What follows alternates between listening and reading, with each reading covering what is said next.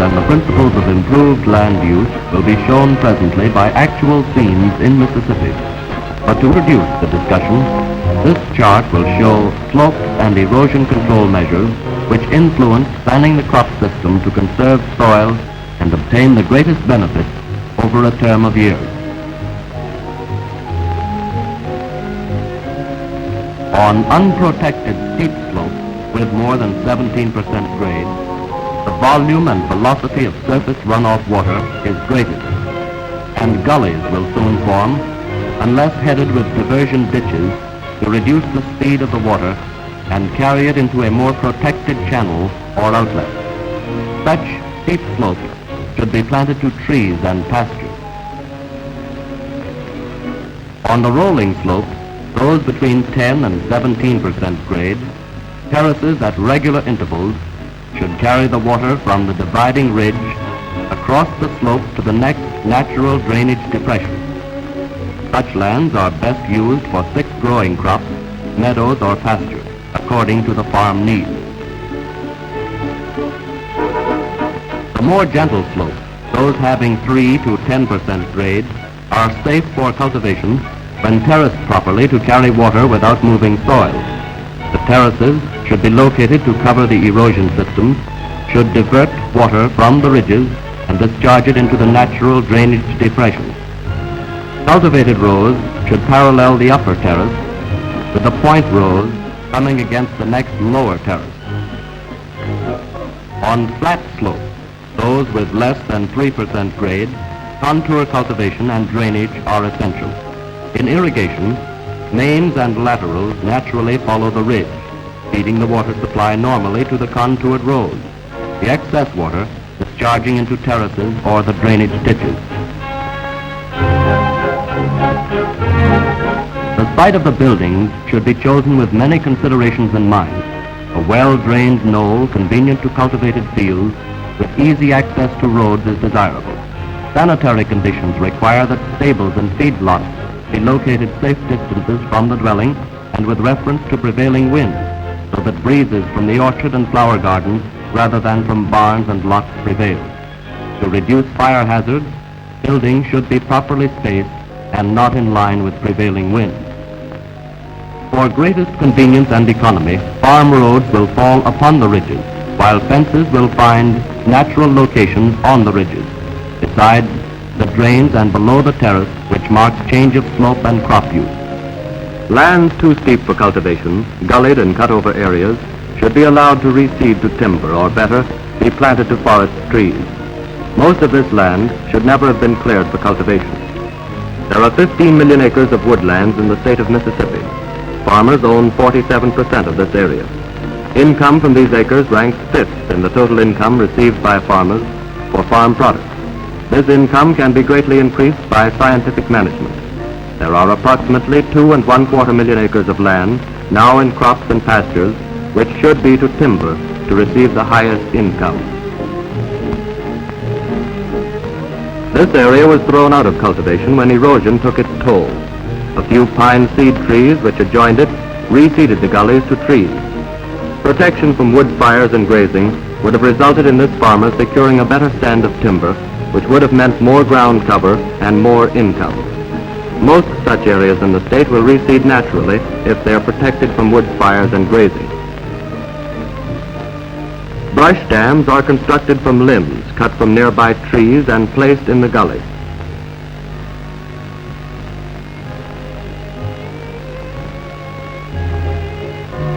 These dams will catch the soil and stop erosion.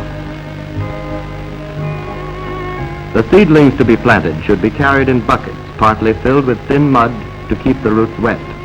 Holes for the setting of the trees should be deep enough to allow the trees to be planted about 1/4 inch deeper than they grew in the nursery. The roots of the trees should be spread in their natural position and the soil packed thoroughly around them so that there will be no air spaces. A spacing of 6 feet by 7 feet is recommended, which will require approximately 1,000 trees per acre.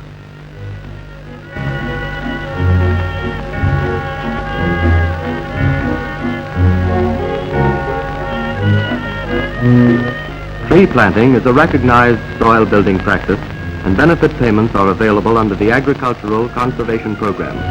Consult your county agent.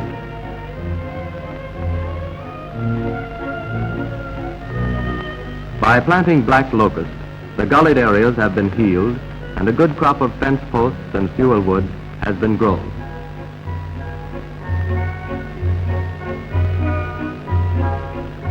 Each winter, the young trees should be pruned by cutting the lower branches as close to the trunk as possible with a sharp knife or pruning shears.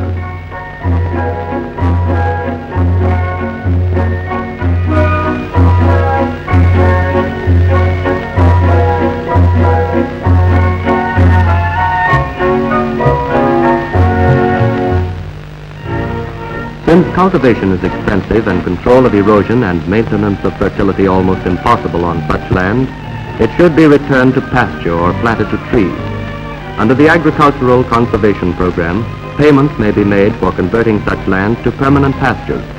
These payments are for terracing, application of limestone, basic slag, superphosphate, and seeding permanent pasture mixture containing a full seeding of legumes and grasses. Gullies are headed by diversion ditches on the first step in gully control.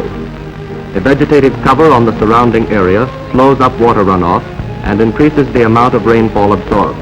At the same time, the pasture is a source of income.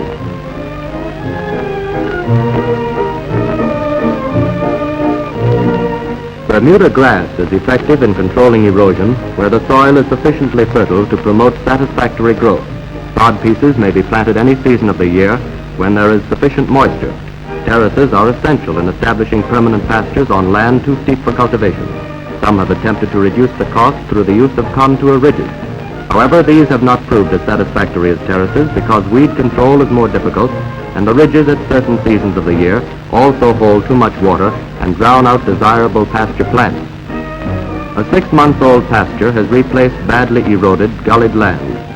It was accomplished by building terraces, applying basic slag and manure, and seeding to permanent pasture mixtures adapted to soil conditions.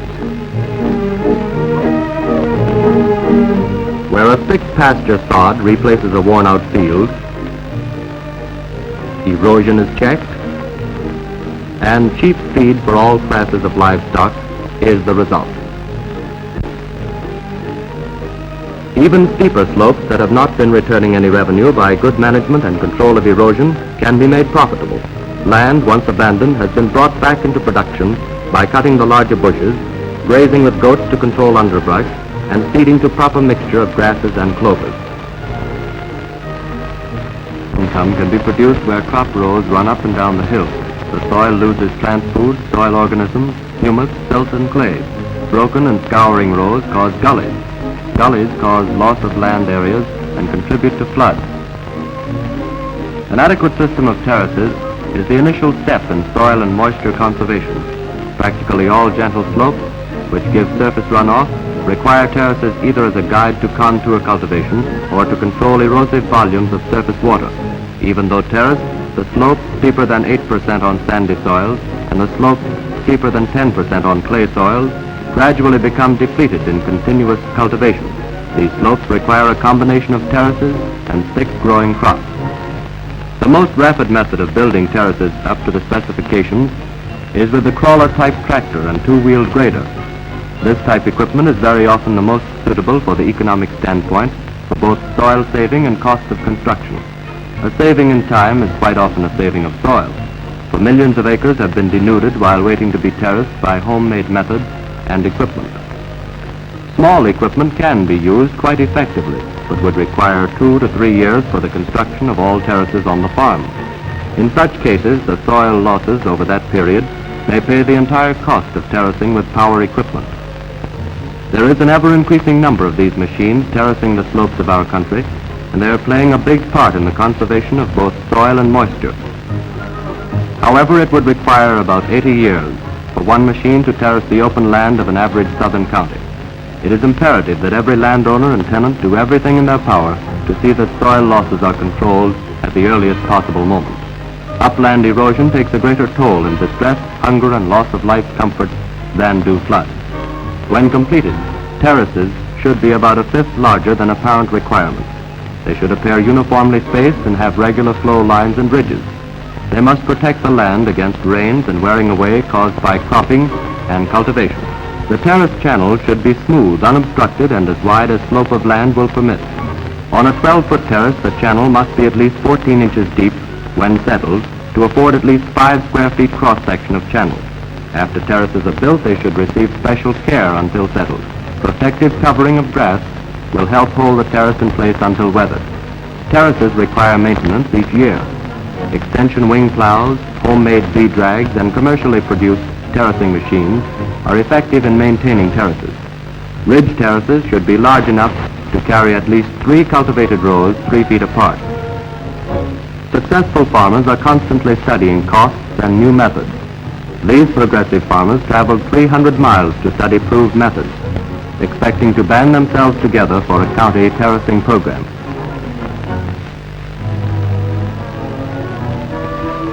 Soybeans and cowpeas interplanted in corn increase the total production of feed, provide additional cover for land, give added protection against erosion, and add both humus and nitrogen to the soil.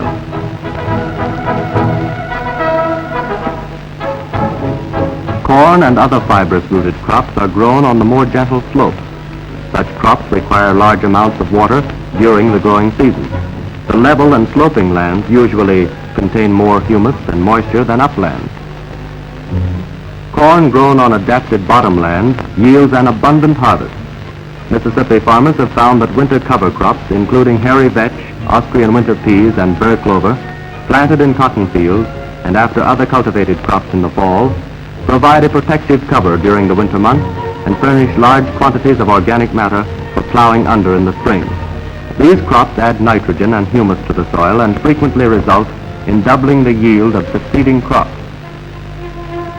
Inoculation of vetch and winter peas seed is necessary where these crops have not been previously grown.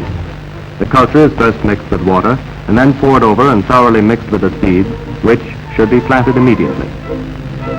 Hairy vetch seed may be broadcast by hand and covered with middle busters, which are run in the water furrows, throwing the seed upon the side and top of the rows to provide good drainage. The vetch is seeded at the rate of 25 to 30 pounds of seed per acre.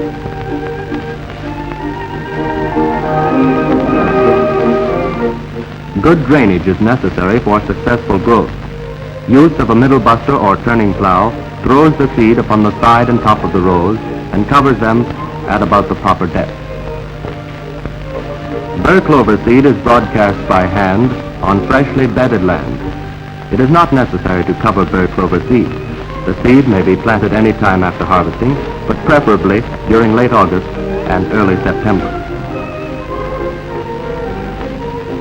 Burr clover is often sown in cotton rows after the last cultivation of cotton.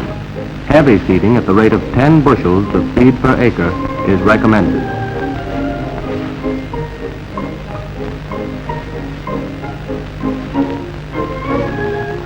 The operator points out how the small plows on the duplex planter open narrow furrows for the seed on the side of the cotton rows, which are covered with a middle buster attachment.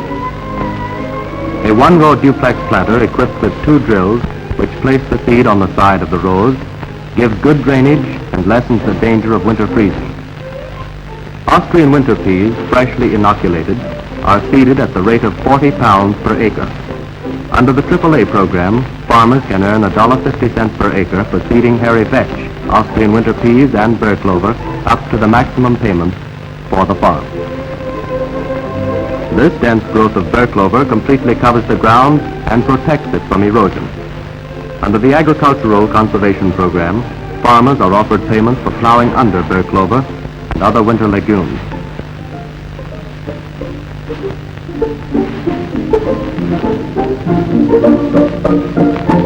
In the tiny nodules or knots on the roots of this burr clover live bacteria that can take nitrogen from the air and give it to the plant.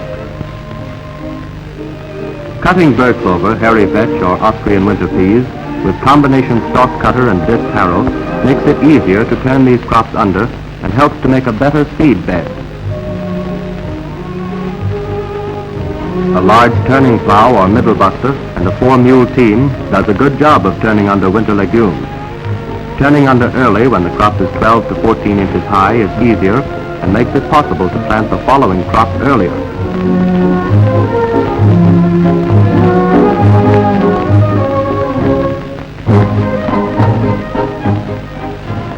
The use of tractors when available, and when the topography of the land permits, enables the operators to plow under the crops more quickly at the right stage, and thus to take advantage of favorable weather.